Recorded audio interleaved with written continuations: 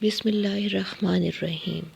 اس سے پہلے ہم نے یہ دیکھا کہ گناہ کیا ہے، وہ چیز جو ہمارے دل میں کھٹکے، اور گناہ سے دل کی کیا کیفیت ہوتی ہے کہ دل سیاہ ہو جاتا ہے۔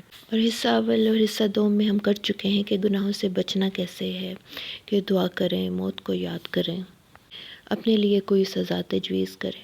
آج ہم دیکھتے ہیں کہ قرآن اور حدیث میں نیکی اور گناہ کے بارے میں کس طرح سے ڈیفائن کیا گیا ہے۔ سورۃ نحل کی 90 نمبر آیت میں اللہ تعالیٰ فرماتے ہیں ان اللہ یأمر بالعدل والإحسان وإیتاء ذی القربی، اور مفسرین کا کہ اللہ تعالیٰ عدل، احسان اور رشتہ داروں کو دینے کا حکم دیتا ہے۔ ساری نیکی کا نچوڑ اس آیت میں ہے۔ وَيَنْهَى عَنِ الْفَحْشَاءِ وَالْمُنکَرِ وَالْبَغْیِ، اور روکتا ہے بے حیائی سے، نافرمانی سے اور سرکشی سے۔ تمام قسم کی برائیاں ان 3 لفظوں میں بیان کر دی گئیں۔ حضرت ابراہیم ادھم رحمۃ اللہ کے پاس ایک شخص آیا اور کہنے لگا کہ مجھے اللہ سے ڈر بہت لگتا ہے مگر میں گناہوں کو ترک نہیں کر سکتا، بہت کوشش کرتا ہوں۔ تو کہنے لگے اچھا تو ایسے کر کے تو گناہ ایسی جگہ کر جہاں اللہ موجود نہ ہو۔ تو وہ کہنے لگا یہ بھلا کیسے ہو سکتا ہے، زمین آسمان میں کون سی ایسی جگہ ہے؟ تو پھر کہنے لگے اچھا پھر ایسے کر اللہ کا رزق کھانا چھوڑ دے۔ وہ کہنے لگا کہ یہ بھی ناممکن ہے۔ تو پھر انہوں نے کہا کہ پھر ایسے کر کہ اللہ کی دنیا سے نکل جا باہر، جیسے کہ اللہ سورہ رحمان میں فرماتے ہیں یا معشر الجن والانس ان استطعتم، کہ اگر اے جن و انس اگر تم میں طاقت ہے تو اللہ کی حدود سے باہر نکل جاؤ۔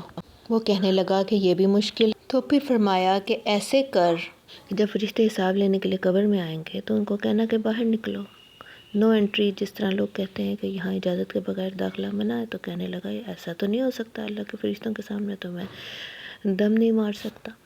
تو پھر کہنے لگے اچھا پھر چھٹا اور آخری حل یہ ہے کہ جب فیصلہ ہو جائے اور تجھے جہنم میں لے جایا جائے تو انکار کر دیں اور صاف منع کر دیں کہ میں نہیں جاتا، ہے کسی میں اتنی جرت کہ مجھے لے جائے۔ تو کہنے لگا کہ لو حضرت آپ کیسی باتیں کرتے ہو، اللہ کا دربار ہوگا، اس کے جاہ و جلال کے سامنے میری کیا مجال کہ میں انکار کر سکوں۔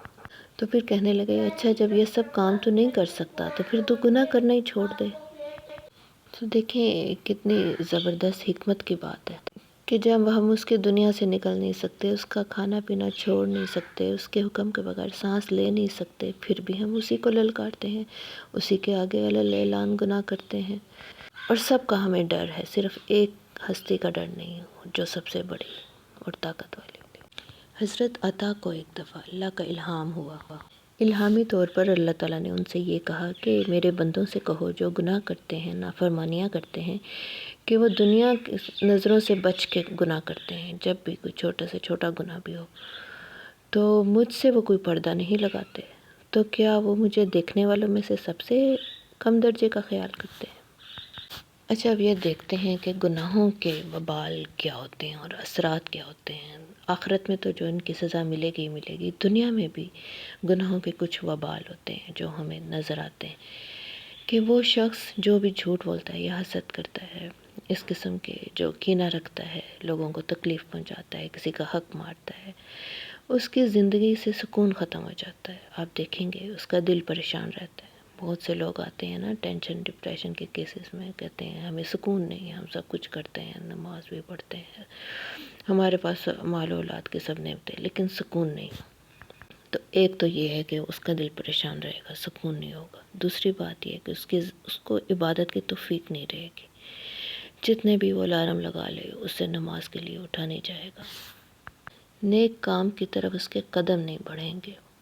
کہتے ہیں نا اپنے آپ کو انفٹ محسوس کر رہا ہوتا ہے، نیک لوگوں کی مجلس میں یوں لگے گا جیسے اس کو مار کے پکڑ کے بٹھایا ہوا ہے، بھاگنے کو دل کر رہا ہے، اور گناہوں کی مجلس میں وہ بہت خوشی اور طمانینت محسوس کر رہا ہوگا۔ اور پھر ایک اور چیز ہے کہ اس کی زندگی سے برکت ختم ہو جائے گی، بے برکتی ہوگی، کوئی کام سمٹ نہیں رہا ہوگا، جتنا بھی وہ اپنے کاموں کو نپٹانے کی کوشش کرے گا، ایک سرے سے پکڑے گا تو کوئی سرا اس کے ہاتھ میں نہیں آئے گا، نہ اس کے رزق میں برکت ہوگی، نہ اولاد کہنے میں ہوگی، چیزیں کبھی گھر کی چیزیں کبھی ایک خراب، کبھی دوسری خراب، کبھی حالات خراب، مطلب جس کام میں ہاتھ ڈالتا ہے وہ ٹھپ ہو جاتا ہے۔ یہ ایک گناہ کا وبال ہوتا ہے، اس کے اثرات ہوتے ہیں گناہوں کے۔